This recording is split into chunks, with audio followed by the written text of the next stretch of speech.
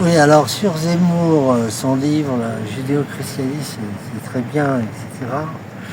Mais il ne faut pas qu'il oublie quand même que la France, c'est pas seulement une race, c'est une nation, comme disait Jacques Bainville, qu'il aime bien. Et donc, là par exemple, il y a des gens qui s'appellent les patriotes de la diversité, qui n'ont peut-être pas les prénoms chrétiens qu'il faut, mais pourquoi pas ne pas faire en sorte qu'ils s'intègrent aussi, et d'autant plus qu'ils ont le drapeau français et qu'on leur a même enlevé le drapeau français à la suite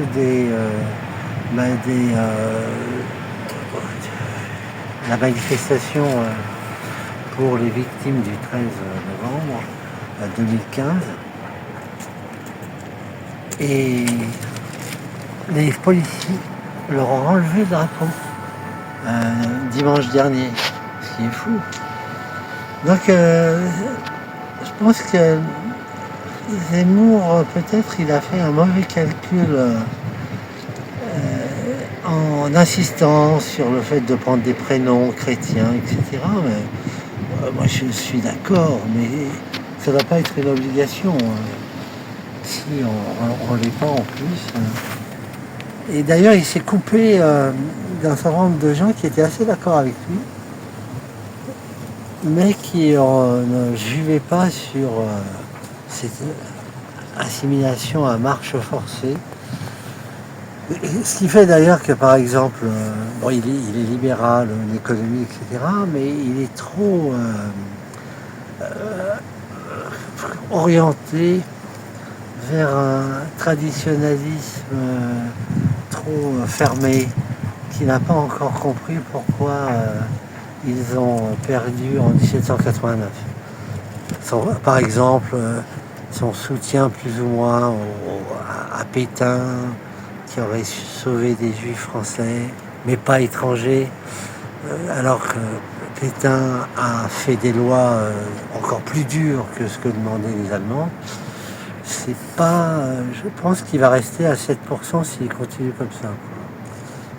Et il n'a pas bien pris la mesure de ce qu'il pourrait faire en articulant plus justement la France comme espace aussi, qui faisait en sorte par exemple que la Numidie était très proche de la France, beaucoup plus que la Savoie par exemple en 1830. Et qu'à ce moment-là, il doit défendre cette idée que le français, le christianisme, mais le français est la langue de la diversité, puisque les ancêtres là-bas en Numidie parlaient le latin, et le latin, le français vient du latin, surtout à partir de la réforme qu'a fait François Ier au XVIe siècle. Et c'est ça qui est important, c'est défendre le français. Et on peut avoir un lien commun justement entre tous ces gens qui abordent le drapeau français.